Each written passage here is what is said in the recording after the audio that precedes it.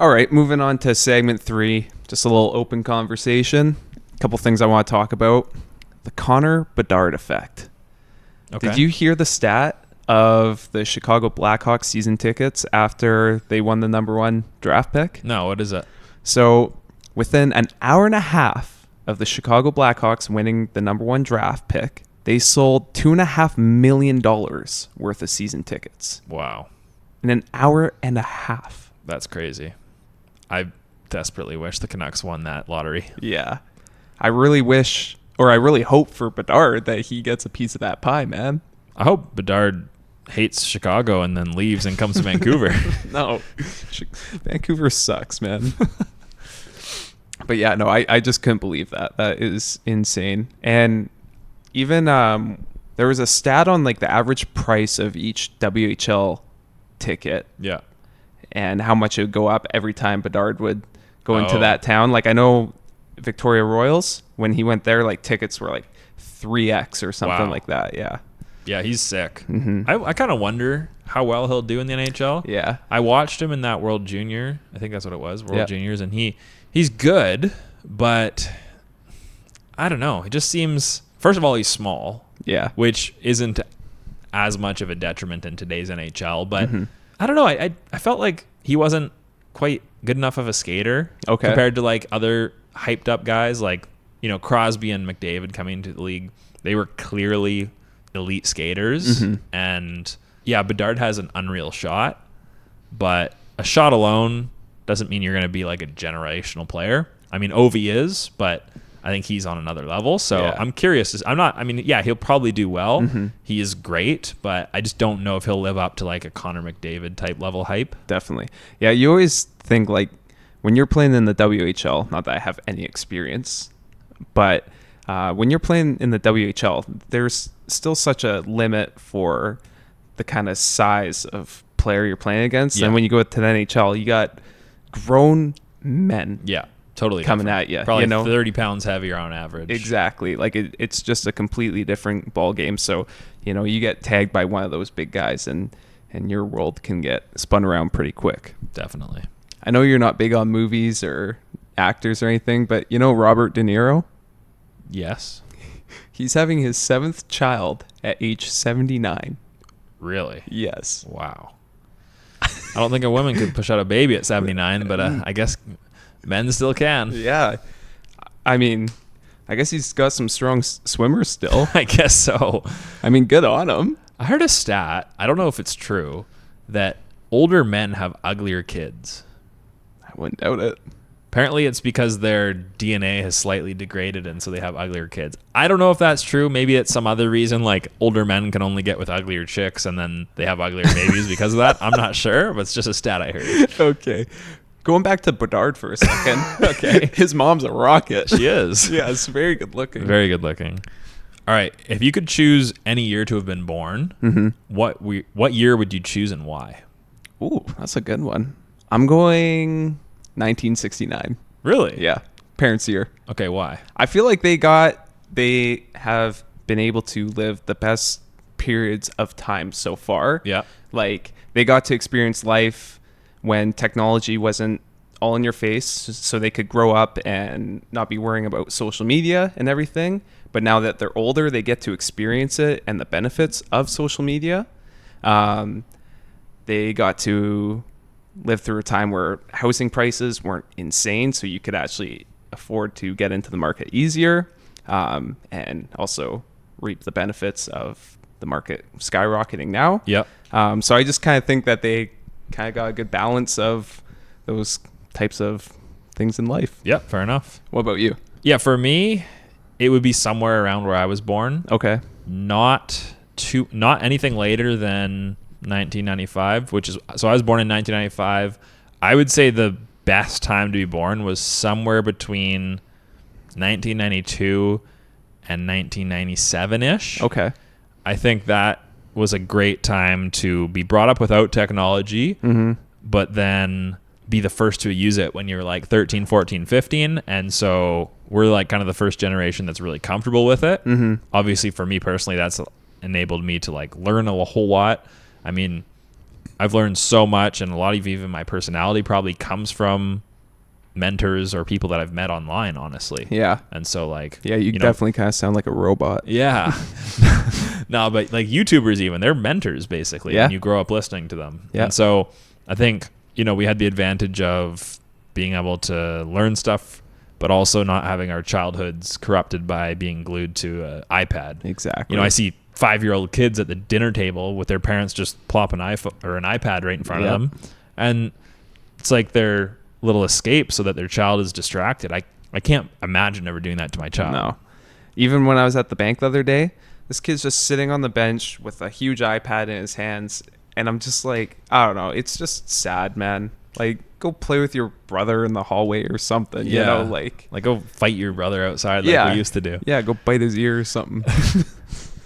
Actually, that's related to kind of one of the questions that I had for you. Okay. And this one's a bit of a deeper question.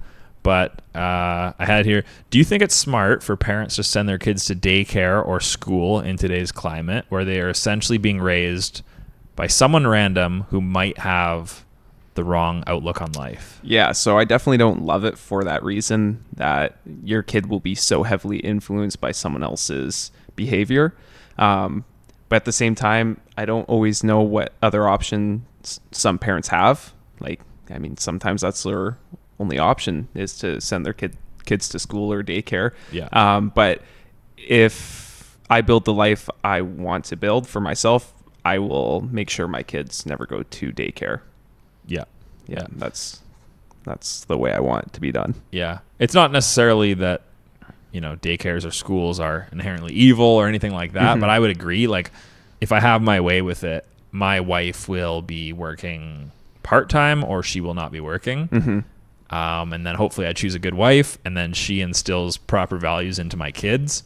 I don't really trust schools or other people to program my children these days, and I would rather have a tighter grip on their beliefs and things like that. Absolutely. I think that it's a dangerous game to play, sending your child to, daycare or school or summer camp or whatever. I think you do have to be careful because, children just reflect the things that they're shown and taught. And so it's definitely a high priority of mine. Like, I would rather be less wealthy with my wife not working and having her raising my children, right, than her working a job at the same time as me, and then our kids kind of get programmed by society. Yeah.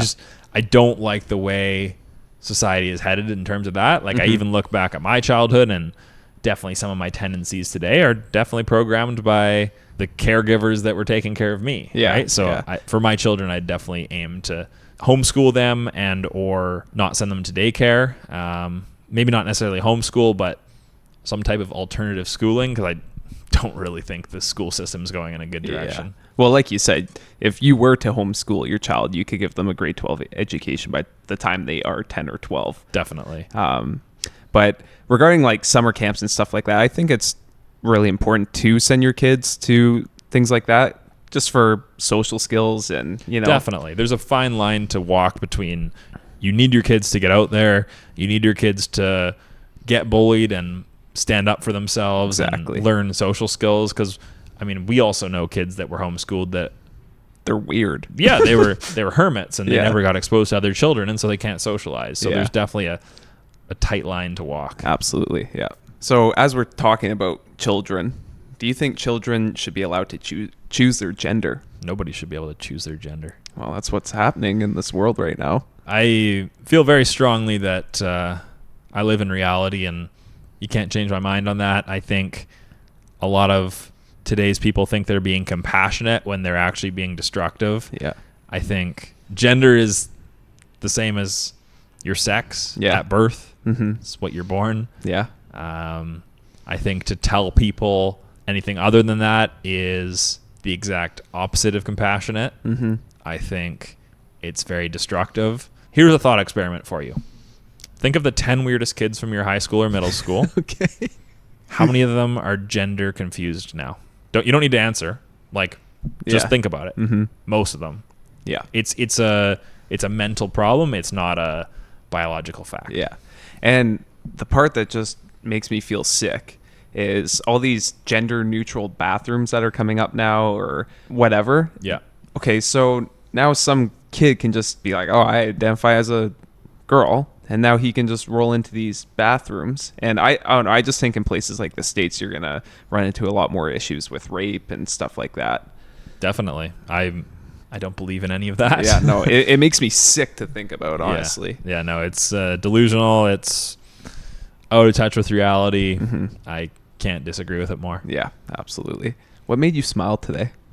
What made me smile today? That's a weird question. Jeez. I don't know. I had a good day. I'm a happy person. Man, I don't know. All right. Had a good business day, I guess. Was productive. I'm excited to go golfing tonight. Had a good day of sales. Good. Yeah. I told you I had a question that would make you feel some type of way. Yeah. All right, let's kick it back to reality a bit more here. Yeah. What is the worst job you've ever worked, and what did you get paid for it?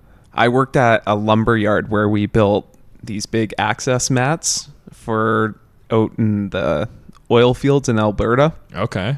So you did the same thing every single day.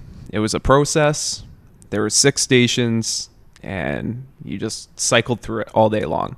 And so you'd throw wood on a table, you drill holes through it, you put bolts in it, and you tighten the nuts on it. And you did that all day long, and it was the most physically demanding job I've ever done.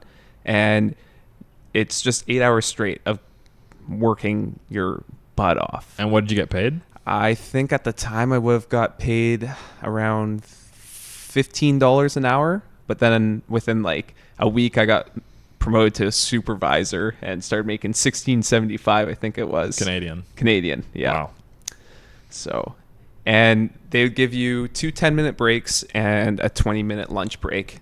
But our lunchroom was a 3-minute walk. And so from the time that the whistle went for break, you spent 6 out of your 10 minutes just walking to the lunchroom. That's ridiculous. You would literally have 4 Isn't that minutes. like against the law? I don't know. Aren't you supposed to get like a half-hour lunch and 2 15-minutes minimum?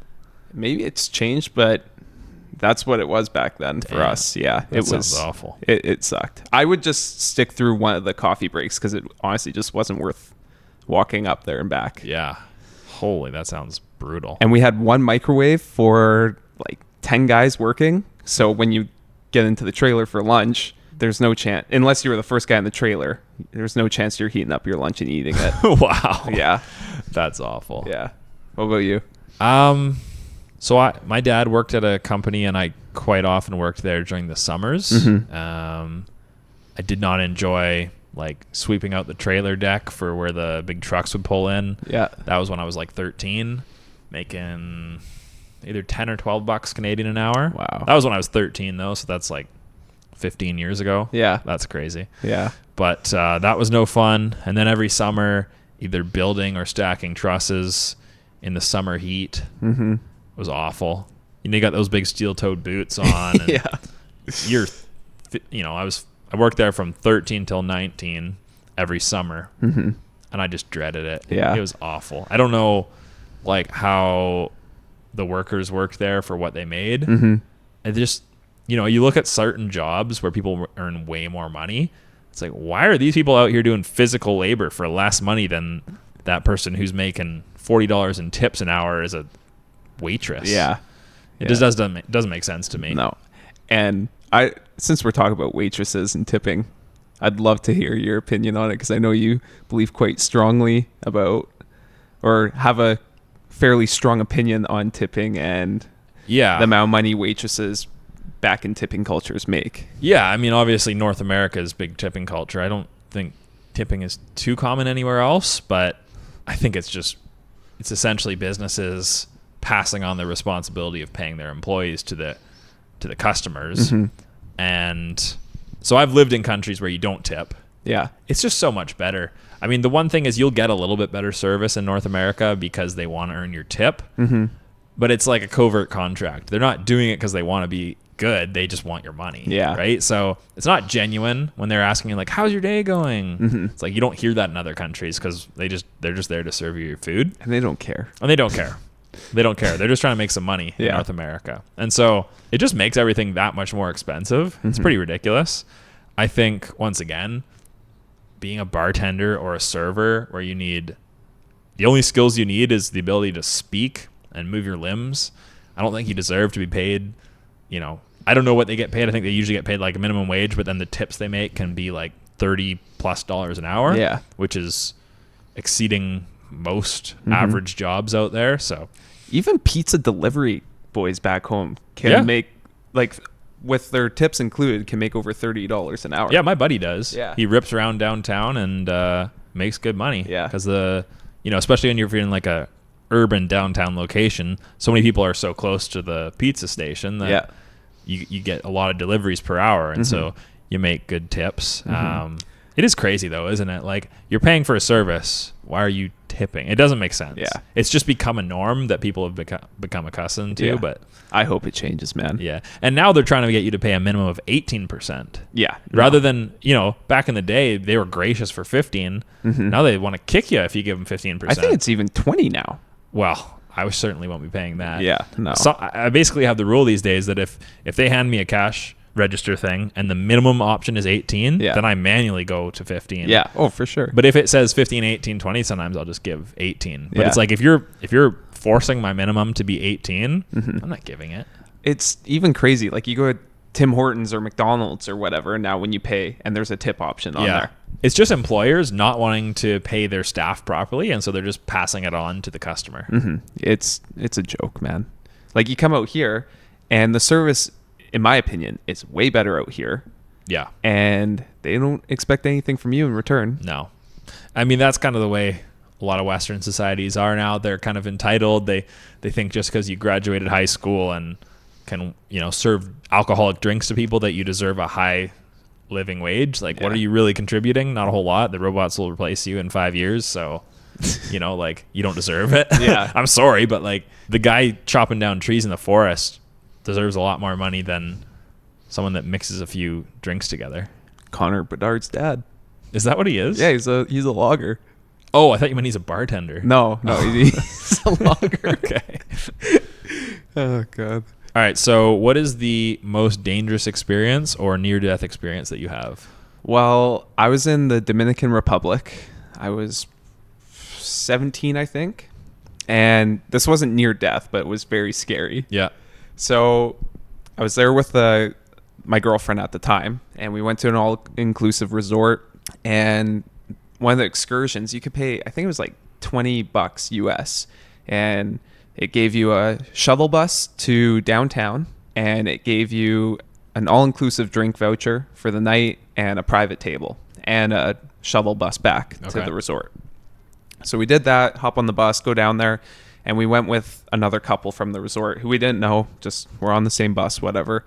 And when we went to leave, we're like, well, why don't we just kind of like walk for a bit and enjoy the scenery downtown and whatever. And as soon as we left, there was a cop car that started following us. And I was wearing a very floral pattern outfit, like clearly a tourist. Clearly a tourist, yes. And I had to pee so bad, so I went to go pee around a corner, and one of the people that we were with grabbed me and was like, do not do that. Like, they're watching you, like the police. So thankfully, she stopped me from doing that. We kept walking a little bit. And once the cops are out of sight, I finally went pee. And all of a sudden, as I'm peeing, I had a flashlight go up on my stream, and it was a cop. Oh, wow. And full on flashlight on my stuff. Yeah. And so I'm like pulling up my drawers, still peeing a little bit almost. And yeah, I got thrown in the back of the cop car. They took me and my girlfriend back to the hotel and said if I didn't give them $400 US, then they were going to throw me in jail for like 4 days. And we were supposed to fly out 2 days later. So I'm like, okay, well, that doesn't work for me personally because I need to be on a flight. And I also had no money. I had no cash. I think I, at the time, may have had $900 total in my bank account. Yeah. So they took us back to my hotel, escorted me up to my hotel room, where I grabbed my debit card, and they took me downstairs to an ATM until I could pull out enough money that they were satisfied with. And then they took it and left us there. Wow. Yeah. How much did you have to spend? $400 US. You had to spend it. Yeah. You couldn't bargain. I was not bargaining. They said it was either $400 US or go spend a couple nights in jail. Wow. And as a 17-year-old white boy, no thank you. Wow. Yeah. I have photos in the back of the cop car. I'll show you. Really? Yeah. Okay. Yeah. What about you? Any near deaths? I mean, we've probably all been near death, even some of us without knowing it, or car accidents or almost car accidents. Yeah. But I mean, nothing that really goes to mind. The only thing that I can think of is my lacrosse team. We were having a party and we went into the woods. Sketchy. And there was this big, waterfall / stream of water. And we were all just messing around in the shallow river part, but it was a very strong current. And we didn't really realize it until actually my dad came and all saw us in there. And he was like, get out of there.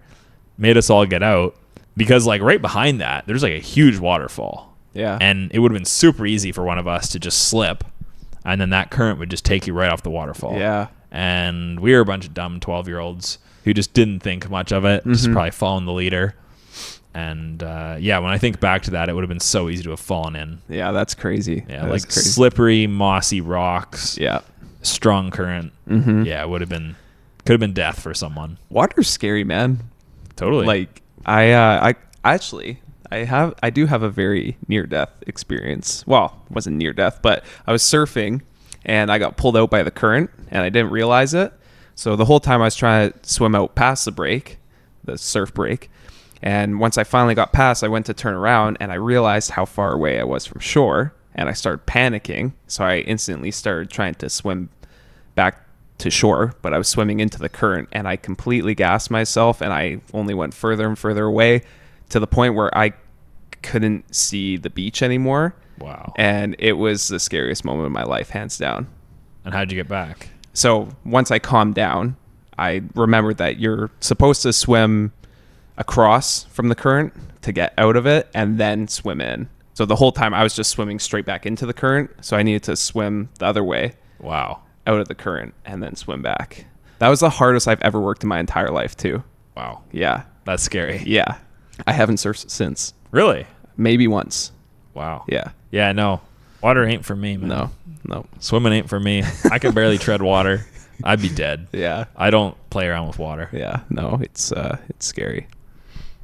All right, and with that, we're gonna wrap it up. Go play some golf. Yeah, fun quick pod. Yeah. It's still not even dark yet, but you can kind of watch the sunset as we've been talking. But that's all for this episode, guys. Hope you enjoyed. And if you guys have any suggestions for what you want us to talk about or anything you want to hear about, let us know. Drop it in the comments below, and thanks for tuning in. Yeah, thanks very much. We'll see you guys in the next episode. Cheers, guys.